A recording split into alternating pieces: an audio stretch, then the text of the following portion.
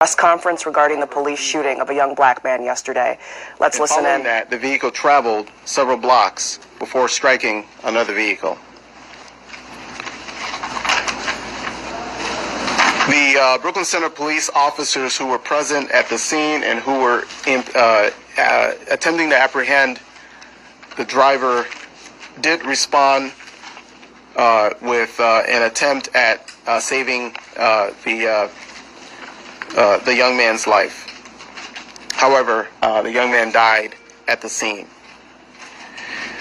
Our Brooklyn Center officers do wear body cams, and so there is body camera footage of the event. And we do plan on releasing the body camera footage today. In fact, we plan to do so here. But, you know, I want to say that our hearts are aching right now. We are in pain right now. And we recognize that this couldn't have happened at a worse time. We recognize that this is happening at a time when our community, when all of America, indeed all of the world, is watching our community, that we are all collectively devastated, and we have been for over a year now by the killing of George Floyd, and that we continue to be distressed as we go through the Derek Chauvin trial. So having a police-involved shooting happen in our community and killing a young man is heartbreaking and just unfathomable. And so our entire community is filled with grief at yesterday's police-involved shooting that led to the killing of Daunte Wright, a 20-year-old young African-American male. And my hearts go out to Daunte's family and to all those who are impacted by this tragedy in our community and the world over. And while we await additional information from the BCA, which is leading this investigation, we continue to support members of our community as they gather peacefully amid our calls for transparency and accountability. Let me be clear. We will get to the bottom of this. We will do all that is within our power to make sure that justice is done for Daunte Wright. We're going to continue to meet with community leaders and to hear their voices. In fact, we did that this morning. The chief and city council members and other elected officials from the state, city staff, city manager. We had a meeting earlier with community to be able to hear their voices in this time. And we're also going to have continue to conduct press conferences and share information with the public. As I stated, we do plan to show the body camera footage. And we're going to conduct a community press conference following this as well, so that we can talk directly with leaders of our community and organizations and share this information with them as well. We're going to also be providing some crisis counseling and mental health resources to all of our community members who may need and desire such services. And our collective community is grieving. Every single life, every member of our community is important to us. And so the events, like yesterday, are tragic. And they take each and every one of us. They take a part of us as we experience these traumatic events. Just being exposed to it, I'm sure you're all feeling the aftermath of the weightiness of what we're all feeling collectively. And so I am going to invite Chief Tim Gannon to come up, and he's going to provide you a briefing about the details of what transpired yesterday, and then we'll stand for questions. Thank you, Mr. Mayor. Good afternoon, everybody. My name is Tim Gannon. It's Gannon. I'm the Chief of Police here in Brooklyn Center. I've been the Chief for approximately 5 years, and I've been a police officer in the city for 27. Today I will be releasing the body-worn footage worn by the officer involved in the fatal officer-involved shooting that happened on Sunday afternoon. I have watched the video myself, and there's nothing I can say to lessen the pain of Mr. Wright's family, friends, loved ones, for that feeling of loss that they must have. That pain is shared by the community and also all those involved in the incident. What I can do is convey my deepest sympathies to the Wright family and be transparent with the information I'm aware of at this time. That will include showing a video portion from the point of deadly force used by the officer, as well as the officer's immediate reaction after the use of deadly force. I caution everybody as you watch this that this will be graphic and unedited. Could I have that video start, please? Someone turn the lights off? Just a moment here. Okay. Will it be on both now? Good. It should be on both screens.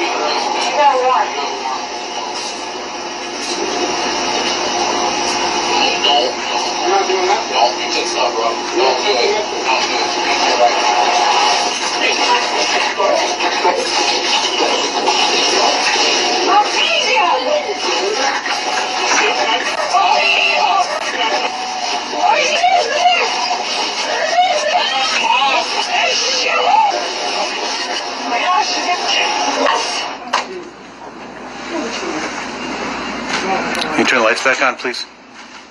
We're trying to determine whether or not to terminate this officer. As you can hear, the officer, while struggling with Mr. Wright, shouts, "Taser, taser," several times. That is part of the officer's training prior to deploying a taser, which is a less lethal device. That is done to make her partners aware, as well as the subject, that a taser deployment will be imminent. During this encounter, however, the officer drew their handgun instead of their taser. For informational purposes, we train with our handguns on our dominant side and our taser on our weak side. So if you're right-handed, you carry your firearm on your right side and you carry your taser on the left. This is done purposefully and is trained. As I watch the video and listen to the officer's commands, it is my belief that the officer had the intention to deploy their taser, but instead shot Mr. Wright with a single bullet. This appears to me, from what I viewed and the officer's reaction and distress immediately after, that this was an accidental discharge that resulted in the tragic death of Mr. Wright. I have asked the BCA to conduct an independent investigation into the shooting and death. Once they are completed, I expect they will submit their findings, independent of me, to the appropriate authorities, the appropriate attorneys that will look and review this case. I'm also stressing that I do hope for the community to be patient and allow this criminal investigation, to be completed as thoroughly as possible. I believe Mr. Wright deserves this, as do all involved. The officer is currently on administrative leave. Make a short comment about what happened last night to our community, a community that I've been a part of for 27 years. I've seen some of the worst damage to this city I've ever seen in those years. Again, peaceful protesting, expressing yourself, we fully support that. But the ravaging of our businesses, the looting of our stores, the destruction to our pharmacies, we cannot tolerate that. I'm hoping that the community will have this level of transparency and know that this is being investigated by the correct authorities, which is the BCA. Unfortunately, they're not here today, but they are handling the investigation. And I have very little information besides what I've just given to you because they are handling that investigation. Mr. Mayor, do you have any comments you want to make?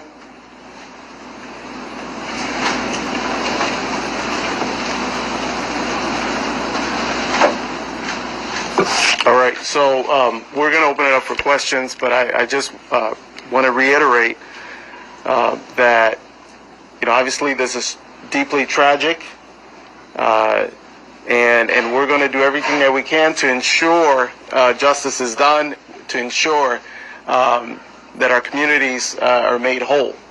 And with respect to the events last night, obviously there were folks in their community who were grieving, who showed up initially at the location where Daunte Wright was killed, and were gathering, and obviously later on, as the night went on and unfolded, there were a series of events that led to an escalation in the protest later on into the evening. Later on, I did issue a curfew, which was in place until 6 a.m. this morning, to ensure that we're taking steps to keep the community safe. We do want to emphasize that we believe strongly in people's rights to gather and to express their grievance and to protest. That is a fundamental American right, and we're going to protect that right. And at the same time, we're going to also work to protect the safety of our community. And so we'll now open it up for questions. Is it going to be sent over to the Hennepin County Attorney's Office for possible charges? Chief? It's far too early to know which authority is going to be prosecuting, if it's their prosecution. So I don't know how that's going to play out. Unfortunately, the BCA normally is present here during these types of conferences. But what I've understood is the releasing of video this early in a situation is not something that they condone. They leave it up to me to do that. And as I decided to do that, they're not part of this conversation. They're not part of this press conference at this time. Why did you decide to do this today? I felt the community needed to know what happened. They needed to see it. I needed to be transparent. And I want to be forthright. I due respect to Daunte as well. Chief, can you talk about what led to the traffic stop? Daunte Wright's mother told reporters he had an air freshener hanging on his rearview mirror. From what I've understood from the public safety briefing, there was an expired registration on the vehicle. That means the tabs were expired. Upon arrival, when the officer made contact, I think at that time when he walked up to the car, he discovered that there was a hanging item from the rearview mirror. So there was a contact that the officer went up there initially for, obtained his ID or his name, and he walked back to his car, and at that time he ran his name and he found out that he had a warrant. That's why they were moving from the car and they were making a custodial arrest. Can you tell us more about the warrants? I have very little information on the warrant other than it was a gross misdemeanor warrant. Daunte's brother tells us his brother didn't know he had a warrant for his arrest and recently missed meeting with his probation officer. That I don't know. So there is a perception, I think in the US and around the world, that had Daunte Wright been my color, this wouldn't have happened to him. Why is it the police officers in the United States keep killing young black men and young black women far, far, far higher rate than they do white people? I don't have an answer to that question. This black man is real here in the state of Minnesota. I can answer that question. Was there a gun found in the car? There's no gun that I was made aware of. I did not search the car, but I've not been made aware of a gun in the vehicle. The officer, is she under any type of there has been mental evaluation? There has been a fair amount of social chatter in media, which I don't normally comment on, but there was some comments in social media that she had committed suicide. That is not true. That is not true. To the best of my knowledge, she's being taken care of right now. What can you tell us about this officer and how long she's been with the department? At this point in time, I don't have that. I will not release that information. That should be released. And also all their training records and all that information as far as tenure and seniority, that'll be released shortly. Chief Rodis, again, do you plan to step down if people call for your resignation after the actions outside of this police department last night? At this point, I do not. Chief, what was happening then? What are we seeing in the video prior to the shot? You described the taser and the weapon. What was happening there? I'm not in the mind of the officer. I can only see what you're all seeing. I can couple that with some of the training much of the training that I've received, and that's why I'm believing it to be an accidental discharge. But prior to that, there was some sort of activity going on. When they were trying to take him into custody? It appeared to me from the video that the individual was trying to get back into his car to leave. Chief, how often do officers go through firearm training to try and maybe prevent something like that happening where you don't make that kind of mistake? Is it annual training, or is it, how does that work? We have numerous trainings throughout the year. We don't try to lump it all in one group, so there's numerous trainings where we do tactical training, we do firearms training, we do taser deployments. We have pretty thorough taser requalifications on a yearly basis, but then we also do a number of scenarios and role-playing exercises as well. I can take one more question, please. In the midst of a pandemic, why was it a priority to pull someone over for expired tags? And I don't know if that was a priority, but it was a violation that the officer observed and initiated a traffic stop. Chief, are you aware that there's a significant delay? Are you aware that there's a significant delay in getting tabs and things of this nature from the DMV? So even people who have purchased tabs are unable to get them because there's a 2 to 3 month backlog. Are you aware of that? And is your staff also aware of that? And have you made any type of recommendations to your staff to be mindful that we're in the middle of a pandemic and don't pull people over for tabs, particularly because there is a significant delay in getting those tabs from the Department of Motor Vehicles? Are you aware of that? I am aware of that. Police. I am aware of that. Is your staff aware of that? Yes, they are. Chief. That was the last question. I'm sorry. I'm sorry. I'm sorry. Mr. Mayor. Mr. Mayor, may I ask you, in that video, the female officer clearly made a fatal mistake. She did the wrong thing. We understand she's going to be receiving some type of counseling, but should she lose her job to be abundantly clear that she killed someone? Let me be very clear. My position is that we cannot afford to make mistakes that lead to the loss of life of other people in our profession. And so I do fully support releasing the officer of her duties. Does you support her being fired? I do. Okay. Mr. Mayor, you just said yourself, the whole world is watching the Twin Cities right now. Why weren't police forces looking out just looking out about what they were doing? Why weren't they taking greater precautions when they got involved in incidents like this? Do you have any answer for that? I don't have an answer. I have not spoken with the officers involved myself. At this point, the BCA is the one that's in contact with those officers, and in fact is the only one that's allowed to be in contact with those officers.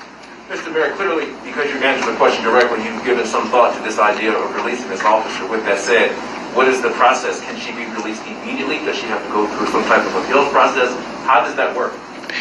Well, under our form of government, the city manager who's here, you can come up, Kurt, he ultimately actually has control over the police department, not the mayor, and over the chief. So you can comment on that.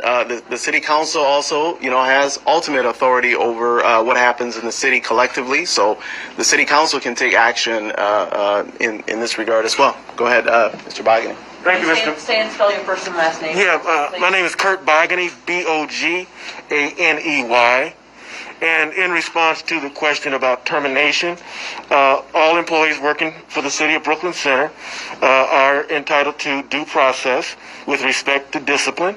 This employee will receive due process, and that's really all that I can say today. do you support the determination of an officer like this who has made the type of mistake that has cost a resident of yours life? Do you support the termination of this type of officer? And what message are we sending here in Brooklyn Center to the rest of the world about the valuation of black life? Do you support the termination of this type of an officer? You know, I understand and appreciate the comment that you made and why you said it. But if I were to answer that question, I'd be contradicting what I said a moment ago, which is to say that all employees are entitled to due process, and after that due process, discipline will be determined. If I were to say anything else, I would actually be contradicting the idea of due process. One final question.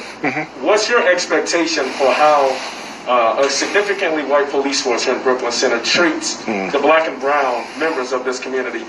What expectation have you communicated down to the chief and to the officers under him for how they are to interface with the vast majority, because the vast majority of this population is black and brown? How have you communicated to them to interface and interact with people who look like me? Absolutely, I've communicated that to the chief, and I do believe that the chief concurs with the notion that every resident of Brooklyn Center must be treated fairly, must be treated equitably. The city council has been very clear in its expectations about fairness and equity. We are implementing this year an Office of Anti-Racism Principles and Practices. We are hiring an equity officer in the next several weeks. The city council has provided specific direction about accountability for the police department and transparency for the police department. We've been providing reports to the city. Talk to us about the city council. Yes, we're providing reports to the city council about officer discipline, about information on stops of black and brown people or people of color in the city of Brooklyn Center. We're developing some task forces to assess if any of our policies or if any of our practices lead to disproportionate inequitable results. And our objective for doing that analysis is to eliminate any inequity that occurs as a result of our practices and our policies. And that has been communicated to the chief and to the police officers of the city of Brooklyn Center. Is there any clearly racial profiling that happened in this situation? We are standing in solidarity and calling for the firing of this officer. You have talked about her having due process, although Daunte Wright did not get due process in that situation. She needs to be fired immediately to send a message that this type of behavior will not be condoned within the city of Brooklyn Center. Thank you. I appreciate those comments. Should an officer who can't tell the difference between a taser and a handgun, should they go out in a vehicle with both items in their car? It really wouldn't be appropriate for me to respond to that. Why would it not be appropriate, sir? I can't make that judgment. So as a supervisor of the police force, were you part of the decision last night to use tear gas on our youth who were protesting yesterday? And rubber bullets. I was not.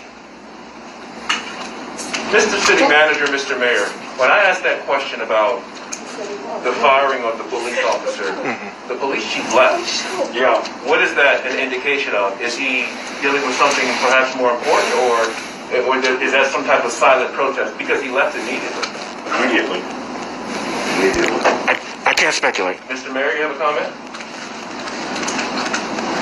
I do not know why the excuse me. Does that bother you without knowing why that he just walked out?